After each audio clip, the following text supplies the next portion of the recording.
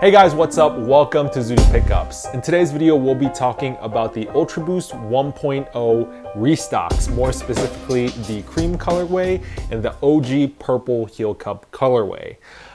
So the creams restocked November 21st of 2018 for a retail price of $200.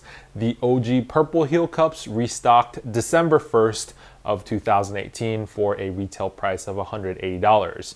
So both shoes retained their original retail prices from when they first hit the market back in, I believe, 2015, I want to say.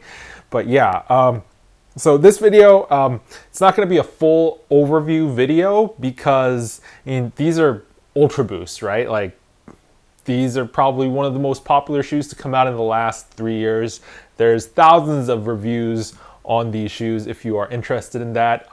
So I'm not going to do a full review or overview video. This is more or less going to be kind of like a comparison of the 2018 restocks to the OGs that came out a couple of years ago, like these mystery grays that I have. So yeah, let's get down to it. So I think a lot of people were surprised when Adidas started putting out these 1.0 restocks. I mean, I kind of knew it was coming because a couple of months ago, Adidas released these guys, the Undefeated Ultra Boosts. And as you can see, these are a 1.0 upper, complete with the mesh heel area here. So when these came out, you know, I had some inkling that they might restock a bunch of 1.0s because, I mean, you don't just start up a production line to make one collaboration shoe, right? It costs a lot of money and resources to get a production line going. So when Adidas came out with those 1.0s, I knew that they'd be making more. And lo and behold, we're getting a whole bunch of 1.0 restocks, including these two. There were the navy multicolor, there's the white multicolor. Who knows?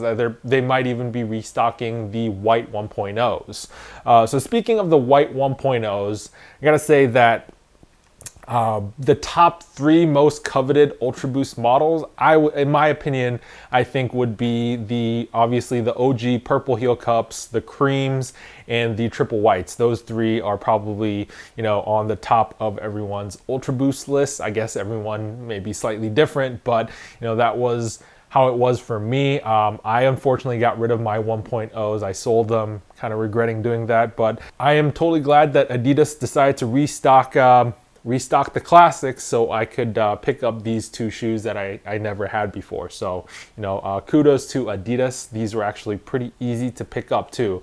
And I actually got them under retail. This was, the creams were 10% off retail and the OGs were 30% off retail in store. So yeah, great deals on these shoes. Kind of happy that the Ultra Boost hype is dying down a little bit, so you know, we can get these great shoes for under retail. Anyway, enough about that. Let's start talking about kind of like what's going on the shoe and what's different about them. So I'll start with the OG 1.0s here. So just kind of like a quick overview of the shoe. The Ultra Boost 1.0, as you can see, is mainly known for its arrowhead prime knit pattern on the toe box. So Adidas used kind of like a different knit structure in the toe box area to kind of create this cool arrowhead shape. They used tight knit around the toe box here to kind of create that more rigid structure. You got the TPU heel cage here with the 3 stripes, and then you got the iconic kind of like heel cup here with the Ultra Boost lettering. And another 1.0 specific feature is this mesh material that they used on the back of the shoe. Moving on from 1.0s, going to 2.0s, they got rid of this. The entirety of the shoe upper was constructed of prime knit, but the 1.0s, you know, had this mesh material. The midsole was probably the most defining feature of the Ultra Boost when they first came out. Before the Ultra Boost, there weren't actually any 100% Boost midsole shoes. Actually, there might have been the Pure Boost before this, but the Ultra Boost had the most amount of Boost for any shoe Adidas had put out up until that point. And it was kind of like the turning point for Adidas. I think this is like when they when Boost really took off. The people really figured out how comfortable it was and how great of a cushioning system it was and whatnot. So, you know, this full length Boost midsole on the Ultra Boost is really what did it for Adidas. And it comes to me as no surprise because Boost is probably one of my favorite cushioning systems out to date, even right now in 2018. Moving on to the outsole, we have a black rubber stretch weave outsole that just is glued onto the Boost midsole to provide additional traction and durability. And finally, you have this little torque system thing in the middle of the shoe and on the medial panel of the heel right here. And basically that's been embedded into the Boost to prevent lateral torsion like this, because Boost by itself does not have any structure. They added this little TPU torsion system to prevent the twisting of the shoe to give it a little more stability. So yeah, that's kind of like a quick overview of the Ultra Boost. So now let's talk about what makes the 2018 Boost different from the 2015 actual OG 1.0 Boost. So looking at it from a glance, it actually does look like exactly the same shoe, and they did a pretty good job of reproducing it in my opinion. Like this shoe, they I mean, obviously they probably use the same design files, made it in the same factory and whatnot, but there are a couple of minor differences that a lot of people, unless you have the two shoes side by side, you may not notice. But I mean, for a Ultra Boost connoisseur, you're not going to be able to get it past them. So what are those differences? The main difference that I found to be very different was the color of the TPU heel cage stripes right here. So as you can see on this shoe, the TPU heel cage is just black on black. There's really no color variation here. There's a slight different texture. The actual stripes are a little smoother than the actual cage, the depressed portion of the cage, which is exactly the same on the original Ultra Boost. But here, the stripes are the same color. On the original Ultra Boost, these raised stripes are kind of like a dark gray. They're not like super different. The color isn't super different from the rest of the cage, but you can definitely tell that there is a slight color difference. It's a little lighter. But here, as you can see, they're pretty much all black. So I think that's kind of like the biggest aesthetic difference in terms of the shoe. In terms of like the knit pattern on the upper, and everything, the stitching, everything pretty much exactly the same. The purple heel cup, they got the color of that pretty much exactly down. Another difference, I guess, is the outsole. So on the outsole, you got the Continental stretch web rubber outsole.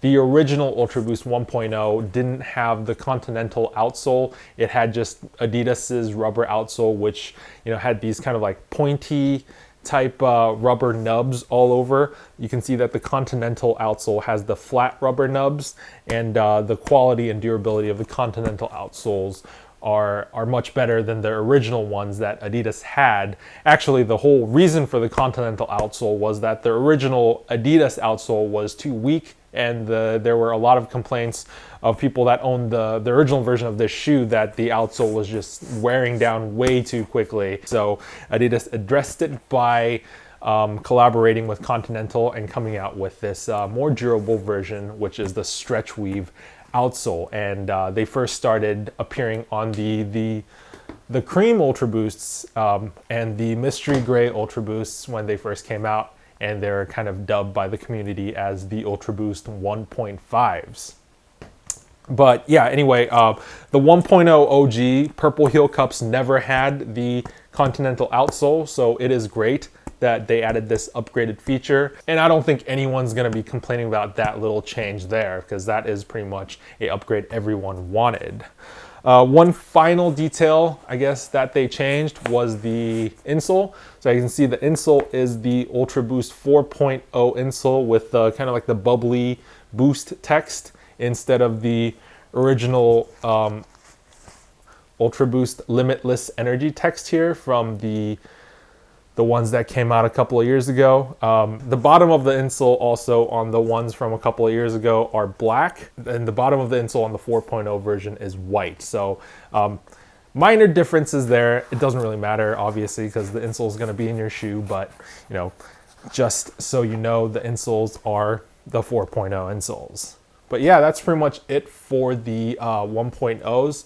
Let's move on to the creams. So the creams here, I think these actually are more different than the 1.0 purple heel cups are from their original version.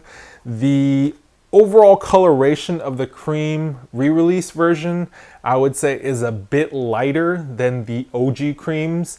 I personally don't have a pair of the OG creams, but my friend does, and I compared it to his pair. And I gotta say, the OG creams are a lot, how should I put it, creamier. They're kind of like a more yellowy tinge, but that could just be because of, you know, the fact that that shoe is now a couple of years old and it has oxidized a little bit. But I definitely think the newly released version is slightly lighter. Also on the heel cage here, you can see that here, the darker part of the heel cage is kind of like a gray tone. On the original version of the creams, the heel cage is slightly more creamier and less grayer. So those are some slight differences, but I'm really nitpicking here. Like literally you have to have them side by side to notice any sort of difference. For the most part, I would say it's pretty much exactly the same. The major difference, the biggest thing that I noticed that changed in between this shoe and the original release was the color of the torsion system. So the torsion system here, as you can see, is white. The original torsion system was gray. And that white kind of continues on to the bottom here into the torsion system cutout. So yeah, I think, you know, the white definitely looks better on the white boost. So I think that is a welcome change. I'm glad that they got rid of the gray. Apart from that, this shoe also has the Ultra Boost 4.0 insole, just like the 1.0 OG re-releases, which is also a minor detail. I don't really care what insole I get in the shoe.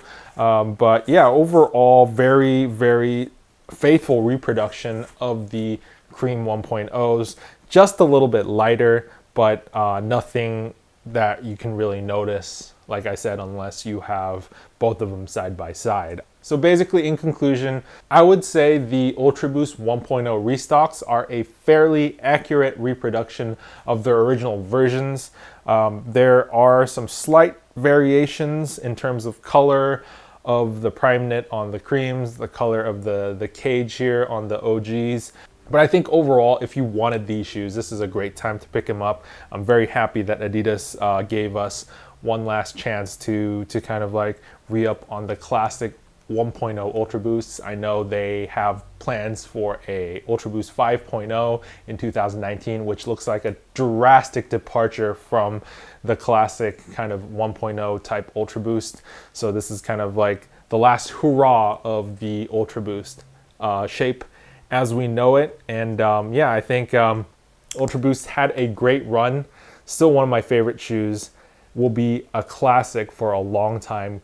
And this is a great way to commemorate a great shoe. So yeah, I'm gonna throw these on feet so you guys can see what they look like.